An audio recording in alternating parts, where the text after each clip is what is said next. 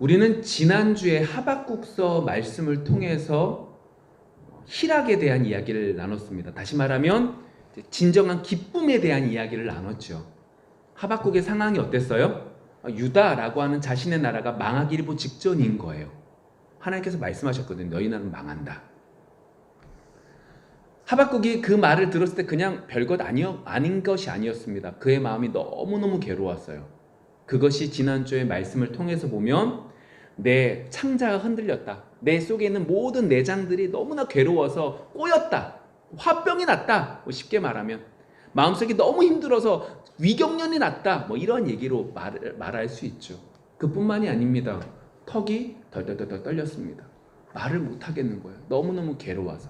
그러니까 하박국이 그만큼 괴로움이 그의 마음속에 있었다라고 하는 거죠. 그런데 하박국이 그러한 상황 속에서 그럼에도 불구하고 그가 어때요? 기뻐할 수 있었다. 기뻐했다라고 말씀을 나눴습니다. 왜 기뻤죠? 여호와로 말미암아. 다시 말하면 여호와 안에서 이성적으로 생각하면 이해될 수 없는 기쁨이 그의 마음속에 있었습니다. 라고 말을 합니다. 생각 속에서 상황적인 것들 속에서 기뻤느냐? 아닙니다. 그것은 성령께서 그의 마음속에 기쁨을 주셨기 때문이죠. 기뻐할 일이 하나도 없다니까요. 망한다고 했어요. 멸망이 앞에 있어요. 마음이 떨리고 마음이 괴로워서 모든 것들이 찢어질 것 같아요. 그런데 그가 기뻐요. 불가능한 얘기죠. 쉽게 말하면 요즘 그냥 있는 사회생활 속에서 이런 사람을 약간 미쳤다라고 말할 정도로 그러한 사람이 되었다. 근데 그 이유는 정신이 나가서가 아니라 그의 마음속에 성령이 역사하시기 때문이고 성령이 기쁨을 주셨기 때문이다 라고 말하고 있는 겁니다. 하박국 말고 다른 사람들은요, 이 예루살렘은 절대로 멸망하지 않는다라고 생각하고 있었어요. 멸망 곧 이꼬르 하나님의 능력이 없다라고 생각하고 있었다면, 아니요, 하박국은 그것이 아니라 멸망? 하나님의 능력이 없어서가 아니야. 하나님은 더 크신 뜻이 있었기 때문에 이 나라를 멸망시킬 수밖에 없었고, 그것이 결국 더 큰 것들이 우리에게 주어지는 거야 라고 하는 것을 성령의 역사하신 가운데 깨닫게 되고, 성령이 주시는 기쁨 속에서 그 심판이라고 하는 그 괴로움도 빨리 오게 해주십시오 라고 하는 고백을 그가 할 수 있게 된 거죠. 이걸 신약 갈라디아서 말씀을 통해서 이게 뭐라고 그래요? 성령의 열매라는 거예요. 나는 기뻐해야지, 나는 기뻐해야지, 나는 참을 인자 10번 써야지, 그래서 기뻐지고 그래서 참을 수 있는 게 아니라 성령이 역사하시는 거예요. 너무너무 괴로운 상황이 가득함에도 불구하고 성령이 주시는 기쁨으로 기뻐할 수 있는 거죠. 내가 실수가 너무 많아요. 너무 괴로워요. 그런데 그 가운데 자신감이 있는 거고 그 가운데 기쁨이 생기는 거예요. 그것이 누구에게 주어진 거예요? 우리에게 주어진 거예요. 내가 잘나서? 아니요. 성령이 역사하심이에요. 그 은혜가 여러분들 속에 가득하기를 소망합니다. 그 은혜가 우리 속에 가득한 줄 믿습니다. 그 은혜가 눈에 보이는 것이 가득한 사람들에게 가득한 것이 아니라 눈에 보이는 것이 아무것도 없음에도 불구하고 우리에게 주어지는 선물이고 축복이다. 그것이 하나님이 우리에게 주시는 축복인 거죠. 그것이 성령의 열매인 것이고, 그런 가운데 오늘 우리가 나눌 것은, 지난주에 이제 기쁨에 대한 얘기를 나눴다면 오늘은 화평에 대한 이야기를 나누기를 원합니다. 화평 말 그대로 뭐예요? 평안한 삶이요. 세상 사람들도 평안하기를 원합니다. 세상 사람들도, 이 비그리스도인들도 전쟁이 없는 세상을 만들기를 원합니다. 근데 문제가 어디에 있어요? 전쟁은 끊이지 않고 있다는 겁니다. 왜 전쟁이 있을 수밖에 없는 거예요? 우리 나라를 위해서인 거죠. 우리 가정을 위한 거예요. 나를 위하여 다른 사람들보다 조금 더 내가 가지고만 있어야 되는 거예요. 이게 없으면 어떻게 해요? 우리 나라는, 우리 가정은, 나는 망할 수밖에 없는 거죠. 나에게 석유가 이만큼 있어야지 우리나라는 잘 굴러갈 수 있는 거예요. 우리 가정에 돈이 이만큼 있어야지만 내가 잘 굴러갈 수 있는 거죠. 내가 이만큼 공부해야지만 우리나라는 평안할 수 있는 거예요. 아니, 나는 기쁠 수 있는 거예요. 나는 평안하게 다른 사람들보다 더 너그럽게 다른 사람들보다 더 여유롭게 살아갈 수 있는 거죠. 그러한 부분들 속에서 우리는 머리가 되고 싶어 해요. 이런 말 있잖아요. 용의 꼬리보다 뱀의 머리가 낫다고. 왜요? 머리면 누구 마음대로? 그래, 내 마음대로 할 수 있잖아요. 내가 마음대로 하는 것이 평안이잖아요. 아니, 그것이 비그리스도인들의 생각인 것이고, 그것이 이 세상을 다스리고 있기 때문에 나라와 나라가 싸우는 것이고, 내 여러 가지들을 갖기 위해 최선을 다하며 살아가는 것이 이 땅이죠. 그러니까 평안하기 위해서 그렇게 살아가는 거예요. 이게 비그리스도인들에 관련되어 있는 거냐? 그렇지 않아요. 우리 그리스도인들도 똑같아요. 우리는 이 비그리스도인들처럼 내가 더 가지고 있어야지만 평안하다라고 하는 말은 하지 않아요. 조금 더 고상하게, 조금 더 신앙적으로 얘기하죠. 어떻게 해요? 내가 열심히 하나님을 믿으면 하나님이 나에게 복 주신다. 아니, 잘못됐다는 건 아니지만 그것이 무조건 옳다라고 하는 것도 아닌 거죠. 오늘 그러한 부분들 속에서 말라기서를 좀 살펴보기를 원합니다. 말라기서에 나오는 이스라엘 백성들은 평안하기 위해서 정말로 열심을 다했던 사람들이에요. 근데 내 생각만큼 평안하지 못하는 거죠. 왜 이런가? 그 속에서 주어지는 여러 불평들이 나타나는 것이고, 그 불평들 속에서 그렇다면 우리에게 있어서 참 평안은 어떻게 주어지는가? 솔직히 평안하기 위해서 이 땅에 평안하기 위해서 우리는 여러 가지를 하거든요. 돈 많이 왜 벌어요? 나중에 평안하게 살기 위한 거죠. 돈 많으면 어때요? 평안하게 살 수 있거든요. 아플 때 병원 갈 수 있는 것이고, 정말로 괴로울 때 그 돈을 가지고 조금이라도 더 여유롭게 살아갈 수 있다. 그것 때문에 돈 버는 것이고, 그것 때문에 이 땅에 살잖아요. 이 땅에서 열심을 다해서 살아가잖아요.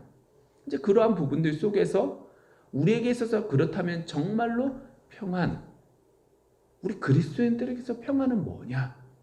라고 하는, 그리고 성령께서 어떻게 우리에게 평안이라고 하는 것들을 주시느냐? 라고 하는 부분을 이제 살펴보고자 합니다.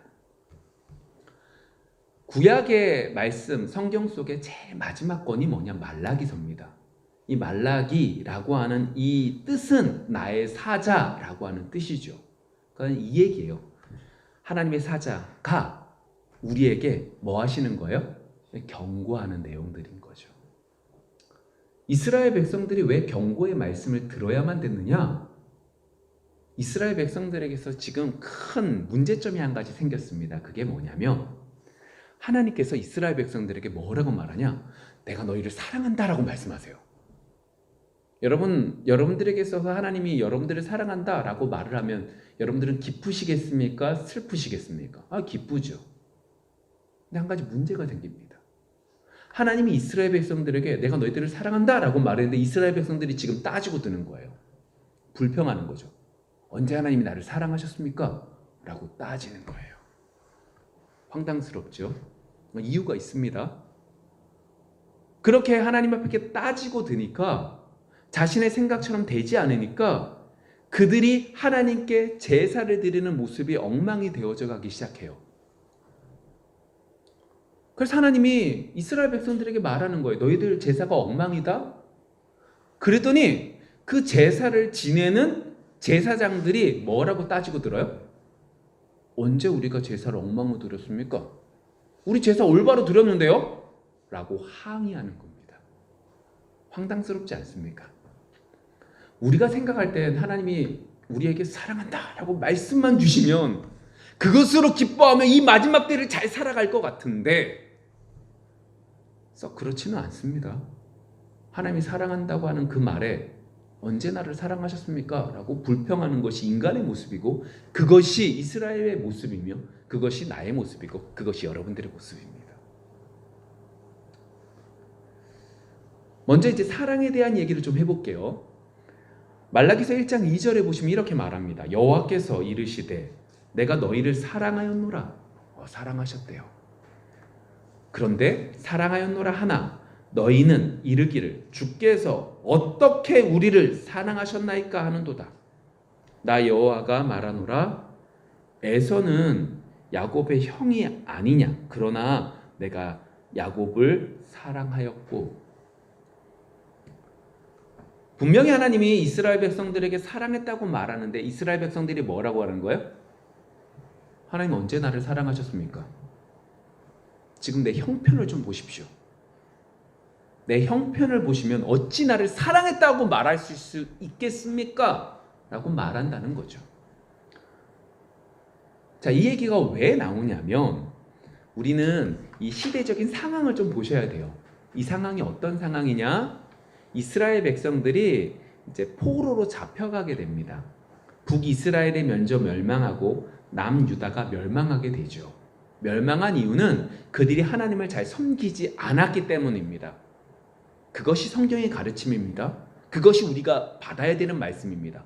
시대적인 상황 속에서 외국에 있는 그 대제국들이 강성해졌고 그 강성함이 이스라엘까지 유다까지 영향을 미쳤다. 그래서 남유다가 북이스라엘이 멸망했다가 아니라 남유다가 북이스라엘이 하나님을 제대로 섬기지 않았음에 그들이 어떻게 해요? 멸망했다라고 하는 것이 성경의 가르침이죠. 멸망을 당합니다. 그러나 하나님께서는 남유다에게 은혜를 베풀어 주시고 하나님의 때가 되어서 70년 만에 돌아오게 하십니다. 돌아와서 그들이 처음 했던 것이 뭐냐? 성전을 짓습니다. 왜요? 외국에서 포로로 잡혀갔다가 망했다가 다시금 돌아온다? 말이 안 되는 얘기거든요. 불가능한 얘기거든요. 그런데 하나님이 해주신 거예요. 너무너무 감사하죠. 내 모든 것들을 다 버리고 하나님 말씀대로 70년에 돌아오니까 이 모든 것들을 다 내가 버리고 돌아와서 성전을 지으면 하나님께서 예전에 있었던 솔로몬 성전같이 큰 역사를 이루어 주실 거야 라고 하는 생각을 했습니다.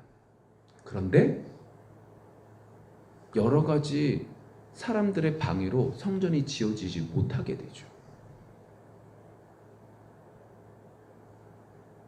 성경의 가르침은 그 부분에 뭐라고 말하냐? 각기 자기 집을 먼저 지음이 어찌함이냐. 그러니까 다시 말하면 처음에 예루살렘에 가서 그 땅에 가서 성전을 지으려고 하는데 다른 사람들이 자꾸 방해를 해서 어떻게 해요? 성전 짓기를 그만두고 내 집부터 먼저 지었다고요. 그것이 성경의 가르침이고 그것 속에서 성전을 짓지 못하기 시작을 합니다. 근데 그러한 것들 가운데 학개랑 스가랴 선지자에게 이렇게 말씀을 하십니다. 학개서 2장 6절부터의 말씀이죠. 만군의 여호와가 이같이 말하노라. 조금 있으면 내가 하늘과 땅과 바다와 육지를 진동시킬 것이요 또한 모든 나라를 진동시킬 것이며 모든 나라의 보배가 이르리니 내가 이 성전의 영광이 충만하게 하리라. 만군의 여호와의 말이니라. 은도 내 것이요 금도 내 것이니라. 만군의 여호와의 말이니라. 이 성전의 나중 영광이 이전 영광보다 크리라. 만군의 여호와의 말이니라. 내가 이곳에 평강을 주리라. 만군의 여호와의 말이니라. 자, 성전을 지으려고 했는데 성전을 못 지었어요. 내 집을 먼저 짓고 열심히 살아가는데 일들이 잘 진행이 안 돼요. 그러한 가운데 선지자가 나와서 이렇게 말하는 거죠.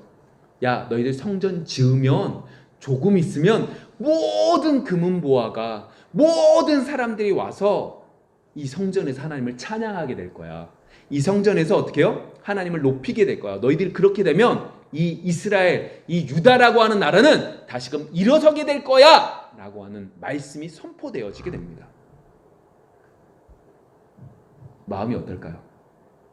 기대되죠. 누가 말씀하셨어요? 하나님은 말씀하셨거든요. 지금 성전이 완성되지 않고 멈춰 있는데 이 성전을 짓기 시작하면 어떻게 해요? 하나님이 이런 모든 영광들을 우리나라에 내가 이 모든 영광을 받을 수 있다는 거예요. 얼마나 좋아요. 네. 성전을 짓습니다. 얼마 걸리지 않고 짓습니다. 그런데 1년이 지나도 2년이 지나도 여러분 몇 년 정도 기다려 주실 수 있겠습니까? 5년? 10년? 20년? 20년이 지났는데도 모든 영광들이 넘어올 기미가 보이지 않아요. 여전히 우리 유다는, 여전히 우리 이스라엘은 너무나 힘들어서 외부에서 적들이 한 번씩만 쳐들어오면 무너질 수밖에 없는 상황이고, 아직도 우리 이스라엘 유다 사람들이 힘을 발휘하는 것이 아니라 외부에 있는 사람들의 영향력이 우리 위에 있어서 살아가기가 빡빡한 거예요. 아니, 도리어 더 나빠진 거죠. 얼마나 힘들어요. 아니, 분명히 하나님이 뭐라고 말씀하셨어요? 영광을 여러 보석들이 은도 내 것이요 금도 내 것이라고 했으니까 이 모든 것들이 모인다고 했는데 전혀 모이지 않는 거죠. 불평이 나요. 그러니까 아까 전에 2절의 말이 나온 거예요. 내가 너를 사랑한다? 언제 사랑하셨습니까? 우리 집안을 보십시오. 우리 나라를 보십시오. 금은 보아? 아니요. 살기가 더 팍팍합니다. 이러니 예배가 올바로 드려지겠어요? 제사가 올바로 드려지겠어요? 자, 6절에 보면 이렇게 말합니다. 영향이 미쳐지기 시작합니다. 내 이름을 멸시하는 제사장들아, 나 만군의 여호와가 너희에게 이르기를 아들은 그 아버지를, 종은 그 주인을 공경하나니 내가 아버지일진데 나를 공경함이 어디 있느냐? 내가 주인일진데 나를 두려워함이 어디 있느냐 하나 너희는 이르기를 우리가 어떻게 주의 이름을 멸시하였나이까 하는도다. 자, 제사를 집행하는 제사장들에게 뭐라고 말해요? 내 이름을 멸시하는 제사장들아. 아니, 이 사람들이 제사를 지내야 되고 하나님께 나아가야 될 자들인데 이 사람들이 어떻게 해요? 하나님의 이름을 멸시한다 라고 말을 하죠. 하나님과 이스라엘의 관계를 뭐라고 그래요? 아비와 아들의 관계, 그리고 종과 주인의 관계라고 말하는데 이 표현이 다 무너지고 있는 모습을 분명히 말하고 있지요. 그러면서 6절 마지막 절에 뭐라고 그래요? 너희는 이르기를 우리가 어떻게 주의 이름을 멸시하였나이까? 아니, 엉망진창으로 제사 드리고 있어서 하나님이 책망하는데 그 책망의 얘기로 듣지 않고 어떻게 해요? 제가 언제 우리가 잘못된 걸 드렸습니까? 라고 따지고 드는 거예요. 그랬더니 하나님께서 그 충격적인 그 상황 속에서도 이제 말씀을 해주시는 거예요. 7절 너희가 더러운 떡을 나의 제단에 드리고도 말하기를 우리가 어떻게 주를 더럽게 하였나이까 하는도다. 이는 너희가 여호와의 식탁은 경멸히 여길 것이라 말하기 때문이라. 그러니까 엉망진창으로 하나님 앞에 제대로 된 걸 드리지 않음에도 불구하고 어떻게 해요? 난 제대로 드린다라고 얘기하고 있는 거예요. 더럽혔는데도 더럽히지 않았다라고 말하고 있는 거죠. 이러한 모습 속에서 우리가 조금 전에 본문 속에서 읽었던 그 얘기가 나오는 거예요. 성전 문을 닫을 자가 있었으면 좋겠다. 여러분, 성전 문을 닫았으면 좋겠다라고 말하는 건 되게 끔찍한 얘기를 하는 거예요. 뭐 그냥 그렇구나가 아니라 성전 문을 닫았으면 좋겠다라고 말하는 건 제사를 드리지 못하겠다, 제사를 드리지 않게 만들겠다라고 하는 얘기고, 제사를 지내지 않으면 제사라고 하는 건 내 죄를 하나님 앞에 아뢰는 그 통로거든요. 그러니까 내 죄를 하나님께 아뢰지 못하면 내 죄가 여전히 내 속에 있음에 어떻게 되는 거예요? 저주를 받게 하겠다라고 하는 말씀과 똑같은 거예요. 그러니까 완전히 멸망시키겠다라고 하는 말씀을 10절의 말씀 속에 제사의 이 성전문을 닫았으면 좋겠다라고 말씀하고 있는 거죠. 이 정도로 심각했어요. 그런데 제사장들이 자신이 하나님께 온전히 드리지도 않으면서 자신은 똑바로 드린다고 말하고, 그리고 그들이 구하는 게 뭐예요? 9절의 말씀이에요. 이렇게 말하는 거예요. 하나님 은혜 주십시오 라고 얘기하고 있는 거죠. 그랬더니 하나님이 이렇게 말씀하시는 거예요. 그러니까 제사장들이 하나님께 올바로 제사를 드리지도 않고 하나님께서 너무나 괴로워서 성전문을 닫았으면 좋겠다라고 말할 정도로 엉망진창으로 드리면서도 그들은 뭐라고 하는 거예요? 하나님께 올바로 제사를 드리고 있다라고 생각하는 거예요. 그리고 은혜를 구하죠. 그게 9절의 말씀이에요. 그랬더니 은혜를 구하니까 하나님께서 이렇게 말하는 거예요. 만군의 여호와가 이르노라 너희는 나 하나님께 은혜를 구하면서 우리를 불쌍히 여기소서 하여 보라 내가 이같이 행하였으니 내가 너희 중에 하나인들 받겠느냐. 무슨 말이에요? 너희들 나한테 은혜 구해도 내가 너희들 응답한다 안 한다? 안 할 거다. 너희들이 이렇게 엉망으로 하나님께 제사를 드리면서 무슨 응답을 하겠냐? 라고 말씀하고 있는 겁니다. 여러분 지금 이걸 이스라엘 백성들의 모습으로 보시면 안 돼요. 우리 모습이에요. 딱 우리 모습이에요. 하나님은 언제나 우리를 사랑하신다고 말씀하시죠. 근데 우리는 우리의 상황이나 여러 가지 모습 속에 하나님께 불평을 합니다. 우리는 신앙생활 열심히 한다라고 생각하는 것이 딱 어디에 멈추냐면 교회에 열심히 나오면 신앙생활 잘한다고 생각합니다. 그런데 그것은 시작점이고 그 속에서 더 귀한 것들이 있는데 우리는 거기서 멈추면서 하나님 앞에 당당히 나 최선을 다했으니까 달라고 얘기하죠. 하나님 주실 필요가 없는데 그렇게 구하는 것이 우리의 모습과 똑같은 거예요. 지금 이스라엘의 모습, 그 모습이 딱 이 모습입니다.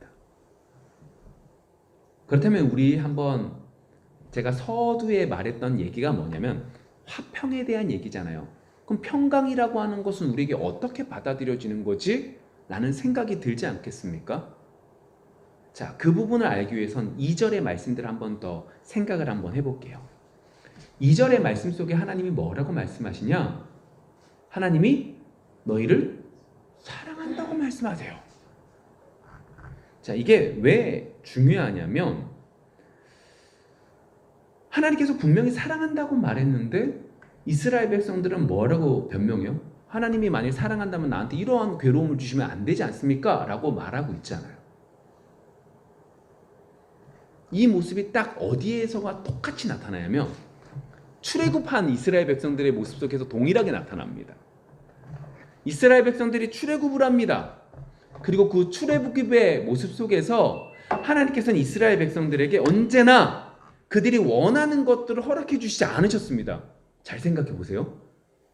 하나님께서는 이스라엘 백성들을 그냥 단번에 가나안 땅으로 들어가서 며칠 만에 한 달 이내에 들어갈 수 있음에도 불구하고 시내산으로 가게 하시고 홍해를 건너게 하시고 시내산을 건너게 하시고 시내산을 가게 하시고 그 속에서 있게 하십니다. 그게 하나님의 방법이었던 거죠. 왜 하나님은 그렇게 하셨지? 우리가 한번 좀 생각을 해보셔야 돼요. 여러분 신앙생활은 단순히 그냥 믿는 것이 아닙니다. 그냥 내가 자기 확신을 가지고 믿어야지라고 해서 얻어지는 것이 아닙니다. 분명히 성령이 역사하시는 부분도 필요하지만 우리가 생각하는 것 속에 더욱더 하나님이 역사하시는 부분들도 있죠. 무엇을 생각해야 되냐? 분명히 하나님을 사랑하신다고 말씀하셨는데 이스라엘 백성들을 사랑한다고 말씀하셨는데 그 모습이 그대로 출애굽을 했던 사람들에게도 있는데 출애굽했던 사람들에게도 동일하게 그들이 원했던 것들을 주신 것이 아니라는 것입니다. 아니 사랑하신다면서요. 그러면 사랑하시면 이스라엘 백성들이 원하는 것을 주면 좋겠는데 우리가 원하는 것을 주시면 좋겠는데 그것이 아니라 언제나 정반대인 것들을 주신다라고 하는 거죠.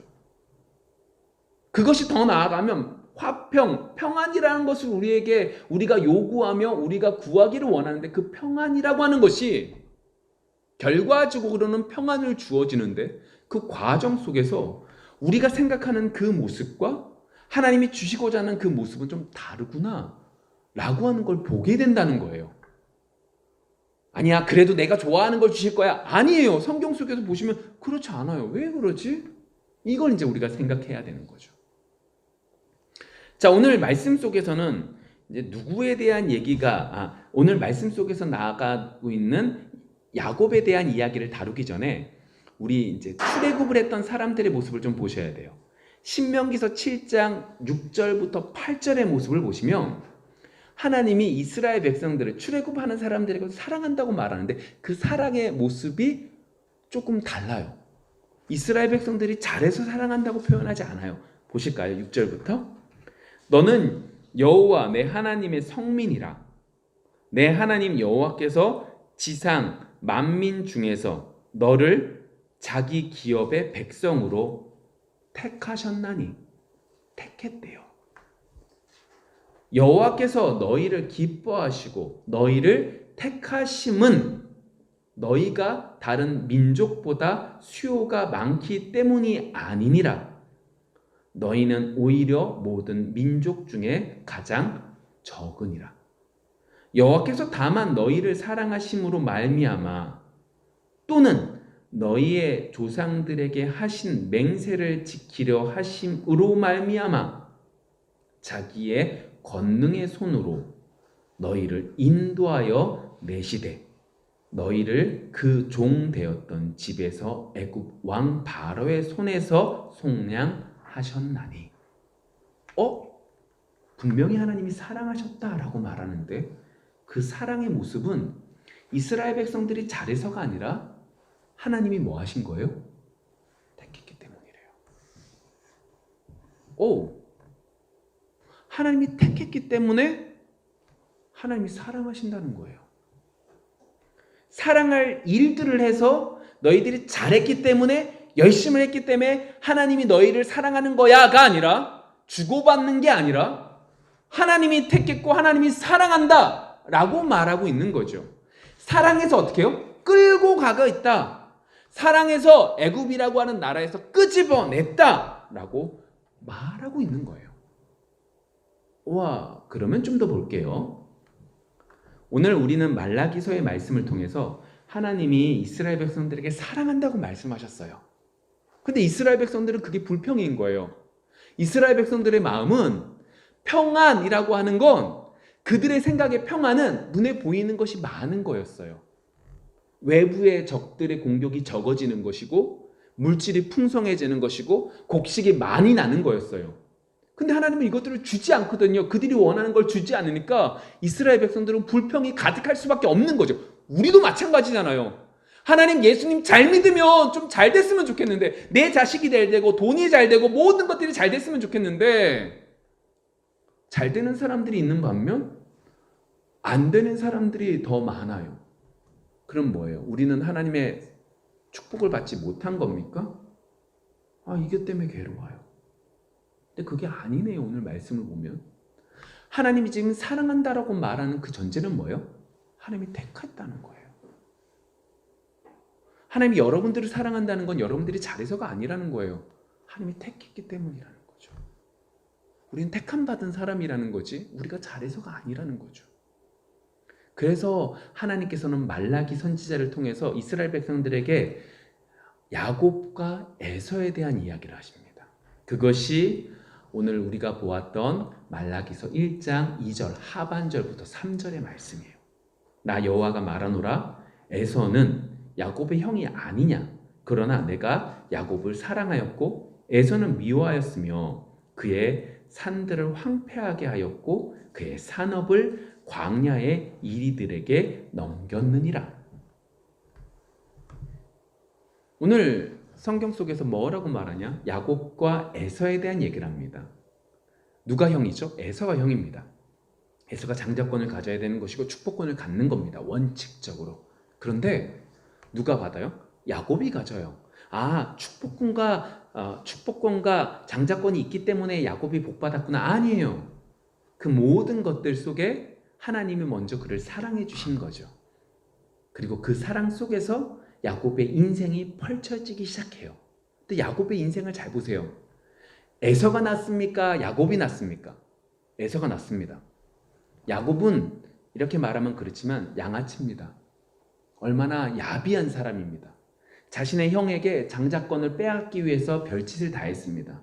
축복권을 빼앗기 위해서 별짓을 다 했습니다. 자신의 외삼촌 집에 가서 어떻게 하든 간에 나에게 있는 수입을 늘리기 위해서 별짓을 다 합니다. 근데 그 모든 과정들 속에서 도리어 더 크게 속고 자신이 사랑하는 여인과 결혼하기 위해서 14년이란 시간 속에 계속해서 노동을 할 수밖에 없었고, 그 일들 속에 도망치는 과정들 속에 자신의 딸이 어려운 일들을 당하는 것, 그리고 자신의 아내가 자신의 장자에게 어려운 일들을 당하는 일, 그리고 노년에는 어디까지 가요? 외국에 멀리 떠나서 살 수밖에 없는 그 과정 속에 야곱은 살아가게 됩니다. 오죽하면 그가 노년에 바로 왕에게 가서 자신의 삶이 어땠다고요? 험악한 세월을 살았다라고 말할 정도로 그의 인생은 힘든 삶을 살았습니다. 근데 오늘 좀 전에 말씀 속에 뭐예요? 내가 야곱은 사랑했다. 사랑했는데 사랑한 사람의 인생이 어때요? 왜 이렇게 힘들어요? 그렇지 않으세요? 왜 꼭 내 주위에 이렇게 힘든 것들만 가득한지. 오늘 말씀을 보면 어떻게 해요? 위로가 되지 않습니까? 내 생각처럼 다 잘 됐으면 좋겠는데 하는 것만 따도 잘 안 되네요. 나도 좋은 부모를 만나고, 나는 돈이 많았으면 좋겠고, 나는 건강했으면 좋겠고, 나는 지혜로웠으면 좋겠다. 이 모든 게 다 없어요. 예수 믿는 거 힘들어 죽겠네, 이 생각이 드는데, 오늘 말씀 속에서 하나님이 사랑하시는 사람과 사랑하지 않는 사람은 그거와 상관이 없네요. 하나님이 택한 사람을 하나님은 사랑하시는 거였고, 그 택함 받은 사람이 아무리 완악하고 아무리 야비하다 할지라도 하나님은 그를 사랑한다고 말씀하고 계시네요. 결국 하나님이 사랑하는 사람은 하나님이 선택한 사람인 것을 우리는 보게 됩니다. 근데 거기에 보세요. 거기에 비해서 이제 에서의 모습을 좀 볼게요. 에서가 부자가 될까요? 안 될까요? 에서 부자 됩니다. 어느 정도로 부자가 되냐? 에서가요, 야곱이 돌아온다는 얘기를 듣고 군병들을, 자신이 이제 길르온 사람들을 데리고 갑니다. 몇 명을 데리고 가냐? 400명을 데리고 갑니다. 그러니까 용사를 400명을 뭐 용병으로 샀든 아니면 함께 일하는 사람들이든 400명을 끌고 갈 만큼 어때요? 돈이 있었던 거예요. 힘이 있었던 거예요. 누구보다 나아요? 아브라함보다 나아요. 아브라함은 300여 명이었잖아요. 근데 그거보다 더 많아요. 무슨 말이에요? 더 힘이 셌다는 거예요. 오죽하면 그 에서는요, 이제 여러 가지 일들을 통하여 자기의 왕국을 세워요. 그게 에돔이라는 나라거든요. 이 에돔이라는 나라가 천연의 요새를 기준으로 해서 나라를 만들 만큼 강성해져요. 누가 더 나아요? 에서가 더 낫지 않아요? 우리가 원하는 모습이잖아요. 그것이 평안이라고 생각하는 그 모습을 그대로 보여주고 있잖아요. 그런데 오바자서를 보면 이 에서의 결론에 대해서, 이 에돔이라고 하는 나라의 결론에 대해서 뭐라고 말하냐? 내가 이 에돔을 무너뜨리리라. 그러면 너희들이 다시 만들 것이다. 그럼 내가 다시 무너뜨리리라 라고 말씀하세요. 결국 자신의 힘을 가지고 열심을 다했던 이 에서, 우리가 생각하는 평안함을 누리는 이 에서의 결국은 망할 수밖에 없다라고 말씀하시죠. 그럼 여기서 다시금 야곱으로 돌아가 볼까요? 야곱은 평안함을 누립니까? 노년에 어디로 가요? 애굽에서 타지 생활을 하면서 그의 삶이 마무리되거든요. 그러면 그의 인생은 힘든 거 아니었어요? 근데 여기서 우리가 중요한 한 가지를 볼 게 있습니다. 야곱이 죽으면서 뭐라고 그럴까요? 내 시신은, 나의 육체는, 나의 시신은 이 애굽의 이 좋은 땅에 둬라라고 말하지 않아요. 어디로 가달라고 그래요? 약속의 땅, 하나님이 나에게 말씀하신 그 땅으로 가서 그곳에 장사해 달라고 말해요. 또 한 가지 특이한 일을 하는데, 야곱이 요셉의 아들들을 축복해 줄 때 첫째는 맞이는 오른손으로, 차자는 왼손으로 하는 것이 일반적인데, 이것을 어긋맞게 해서 둘째가 오른쪽의 축복을, 첫째가 왼쪽의 축복을 주어지게 합니다. 요셉이 야곱의 아들인 요셉이 놀래요. 손자들을 이렇게 오른쪽에 첫째를 왼쪽에 둘째를 하는 것이 올바른 거였는데 그렇게 하지 않고 어긋맞게 해서 둘째가 첫째의 축복을 첫째가 둘째의 축복을 받게 하니까 이건 아버지가 실수한 거구나 라고 해서 잘못했어요 라고 말하니까 야곱이 이렇게 말합니다. 내가 알아 아들아. 내가 알아. 이거랑 축복이랑 무슨 상관이에요? 아니 축복이었어요. 야곱은 지금 철저하게 알게 됐어요. 뭘 알게 됐을까요? 눈에 보이는 내가 그렇게 강구하고 있던 내가 그렇게 원했던 그 평강의 삶과는 정반대의 삶을 일평생 살았거든요. 근데 일평생 살면서 다 서서 마지막 때 딱 뒤돌아보니까 나에게 있어서 참된 평안은 눈에 보이는 이것들이 아니었던 거예요. 뭐가 참된 평안이었냐? 하나님 안에서 하나님이 말씀하신 그 안에서 살아가는 것이 축복이구나. 지금 이 땅, 애굽이라고 하는 이 땅이 너무너무 좋지만 하나님이 나에게 주시고자 한 땅은 저기 어떠한 면에서 척박한 그 가나안 땅이 우리에게 주시고자 한 땅이구나. 나 그곳으로 가기를 원해. 또 한 가지 어긋맞겠다 했다라고 하는 건 그 시대에 있는 것들과 정반대. 다시 말하면 하나님이 그에게 주신 마음이었던 거예요. 하나님이 야곱에게 주신 그 말씀에 순종하는 것이 가장 큰 기쁨이구나. 이것이 나에게 있어서 평안이구나. 내가 내 힘으로 살아가는 것이 아니라 하나님 안에 있을 때만이 평안함을 누릴 수 있구나 라고 하는 걸 깨닫게 된 거죠. 그래서 그가 그렇게 한 거예요. 그리고 그 속에서 그는 평안함을 누리게 된 것입니다.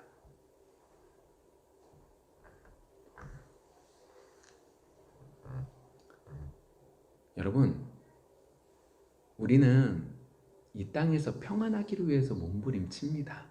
비그리스도인들도요. 비그리스도인은 어떻게 해요? 내가 하나라도 더 가짐으로 내가 더 많이 누림으로 평안함을 누리려고 몸부림치죠. 우리도 마찬가지라고 했어요. 우리는 고상하게 하나님의 이름을 말하고 내가 열심을 다했으니 하나님이 당연히 주십시오 라고 말을 한다고요. 근데 성경 속에서 하나님의 복, 하나님이 주시는 평안함을 누릴 수 있는 건 내가 무엇인가를 잘해서 누릴 수 있는 것이 아니었어요. 오늘 말씀을 보면 하나님이 뭐 하셨기 때문이에요? 선택하셨기 때문이었어요. 그 속에서 주어지는 거였죠. 그리고 오늘 말씀을 통해서 우린 배웠어요. 하나님 안에 있는 것이 하나님 말씀대로 순종하시는 것이 평안이구나. 아멘. 그런데 여러분, 안다고 해서 평안하십니까? 안 된다는 거예요. 그래서 이것이 뭐예요? 성령의 열매예요. 여러분들이 나는 평안할 거야 라고 한다고 해서 평안해집니까?